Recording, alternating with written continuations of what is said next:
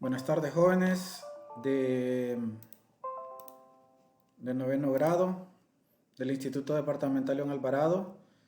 Siempre con ustedes en la clase de Ciencias Naturales, el profesor Héctor Efraín Waters. Vamos a hablar ahorita acerca de este tema, ¿verdad? Que son las leyes de la termodinámica.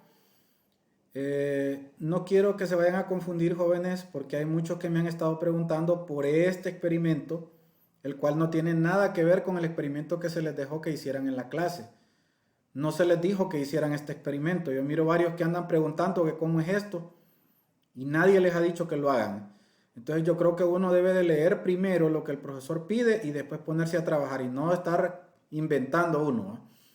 Bien, vamos a hablar un poquito acerca de lo que es calor y temperatura. Dice que desde la era primitiva los humanos adoraban lo que era el sol, los volcanes, los rayos, que son fuentes naturales de energía.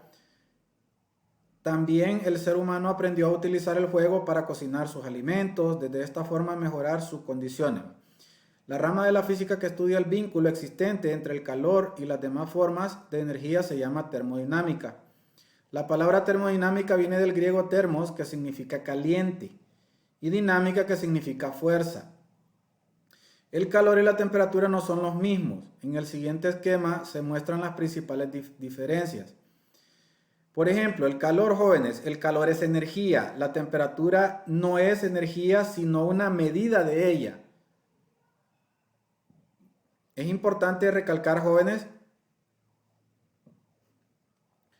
que el calor como tal sí es una energía, pero la temperatura es solo la medición de ese calor, de esa energía. Instrumentos, dice, un instrumento de medición del calor es el llamado calorímetro, que nosotros podemos colocar un recipiente aquí adentro con un recipiente así como en forma de lata de refresco. Podemos colocar agua caliente, taparlo y meterle un termómetro así como ustedes ven en la figura. Y aquí dice que el instrumento de medición generalmente de la temperatura es el termómetro. Ese es el instrumento con el que se mide la temperatura. Recuerde que hay tres escalas básicas para medir temperatura. La escala Fahrenheit, que es una ruedita, y la F. Luego la escala Celsius, que es una ruedita y la letra C. Y la escala Kelvin, que es la letra K. Cabe destacar, jóvenes, que cada una de estas escalas tiene un punto de inicio y un punto de finalización. Por ejemplo, la temperatura Celsius mide a qué temperatura están los líquidos, pero vamos a hablar específicamente del agua. Vamos a decir que en temperatura Celsius el agua se congela a 0 grados y hierve a 100 grados Celsius. En el caso del Fahrenheit es bastante similar porque solo se aplica una pequeña fórmula para poder encontrarlo, pero podemos decir que el agua se congela a 32 grados Fahrenheit y hierve a los 212 grados. Y en el caso de la escala Kelvin, el agua hierve a los 273 grados, se congela a los 273 grados y hierve a los 373 grados Kelvin. Aquí el calor depende de la velocidad de las partículas, su número, su tamaño y su tipo. Miren qué importante. La temperatura no depende del tamaño, del número o del tipo de partícula, dice. Aunque la temperatura de un vaso pequeño con agua es la misma que la temperatura de una cubeta con agua, la cubeta con agua tiene más calor porque tiene más agua. Por lo tanto, más energía térmica total. Miren, este aporte es bien importante que ustedes lo vean ahí. Ahora vamos a hablar aquí sobre los efectos del calor sobre los cuerpos. El calor aumenta la agitación de las partículas, en consecuencia, su energía cinética aumenta. Recuerde que la energía cinética de las moléculas es la que hace que las moléculas se muevan. No sé si ustedes han visto, por ejemplo, cuando se pone a hervir agua, ¿verdad? Que usted puede ver que se forma como una especie de olas en la olla cuando ya está hirviendo. Eso se debe al calor de la estufa, lo han absorbido las moléculas de agua y la presión atmosférica, la temperatura de la estufa hace que suba las moléculas de agua, pero la presión atmosférica las hace que bajen de nuevo. Por eso se miran como olas que suben y bajan. Ese es un fenómeno muy bonito que se da cuando nosotros estamos hirviendo el agua. Luego dice aquí que las partículas se mueven a mayor velocidad, se desplazan y ocupan un mayor espacio. Esta es la causa para que ocurran los procesos de dilatación. Dilatación es cuando algo abre, se ensancha. O contracción, que es que se hace más pequeño de lo normal. Cambios de estado en los cuerpos. Aquí también podemos hablar incluso hasta de los metales, porque ellos se pueden expandir, se pueden contraer, es una propiedad que ellos tienen. Luego aquí vamos a hablar de lo que es la dilatación y la contracción, que es lo que hablábamos hace poquito. Al aumentar la temperatura de la sustancia, su estructura se expande, es decir, ocupa mayor volumen. Se dilatan, la dilatación es un proceso de expansión térmica que experimentan los cuerpos al aumentar su temperatura. No sé si ustedes han visto que a veces cuando está haciendo mucho sol empieza a tronar el asbesto o el techo de metal. Generalmente eso se debe, jóvenes, a que cuando ese metal absorbe las grandes cantidades de energía del sol, generalmente trata de expandirse. Entonces por eso usted escucha que truena, porque quiere expandirse.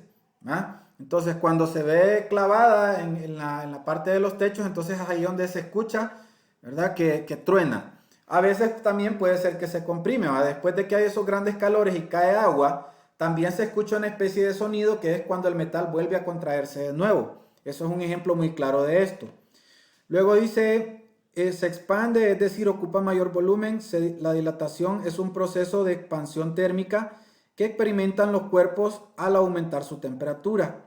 Cuando la sustancia se enfría, su estructura ocupa un menor volumen. Oiga bien, menor volumen cuando está frío. Y se compacta, a excepción del agua por sus propiedades, que esas ya las hemos visto.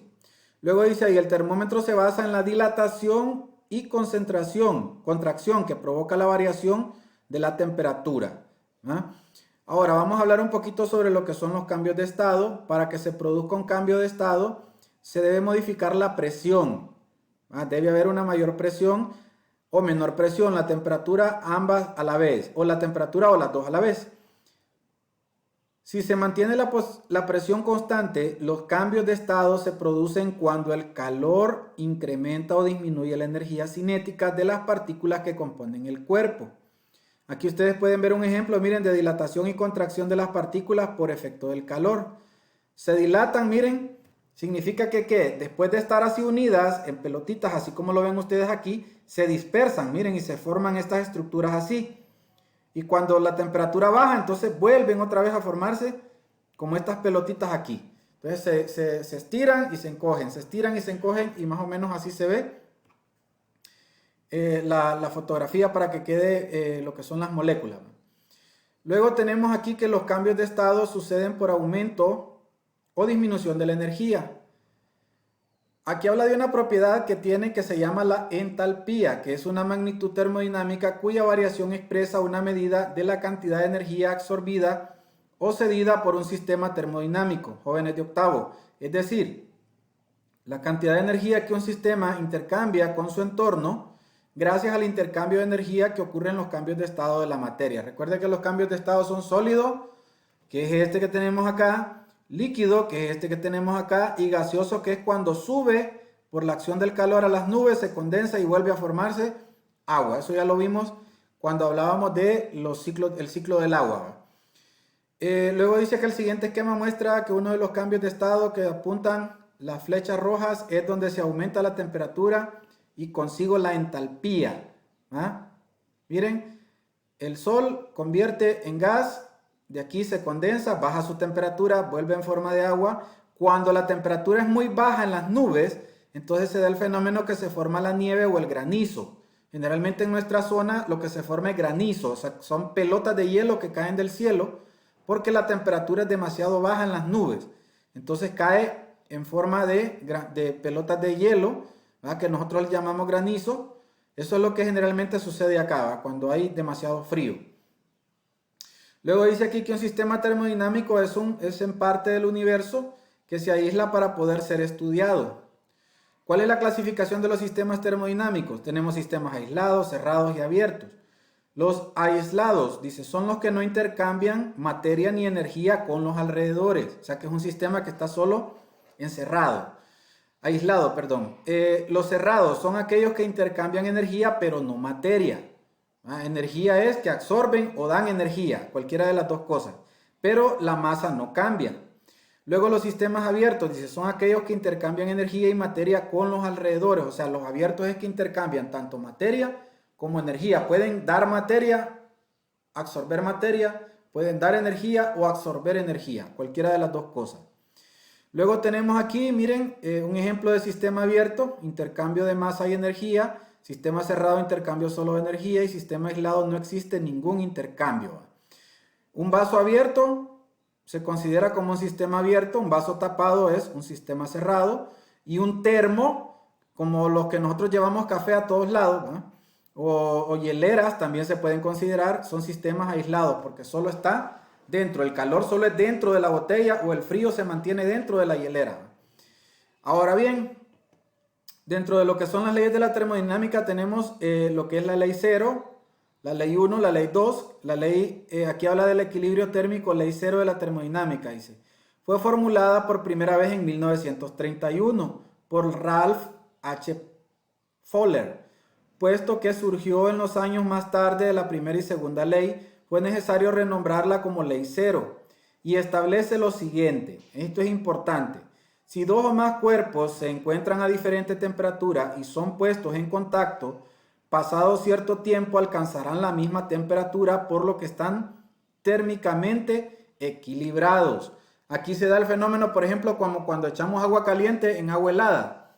Después de un tiempito, las moléculas intercambian energía y el agua va a quedar al final en una sola temperatura y eso genera un equilibrio que se llama equilibrio térmico. Eso es lo que estudia esta cuestión acá. Luego dice, siempre el cuerpo con mayor temperatura cede energía, que en este caso es el agua caliente, al cuerpo de menor temperatura sin importar el tamaño de los cuerpos o objetos. Por ejemplo, si una taza de café caliente se deja expuesta al ambiente, inmediatamente la taza de café cederá energía al ambiente hasta que la taza se encuentre un equilibrio térmico. Y aquí lo podemos ver cómo aparece estipulado. Bien, jóvenes, en este video nos vamos a quedar hasta aquí. Ya les voy a mandar otro video para que terminemos de hablar sobre el tema.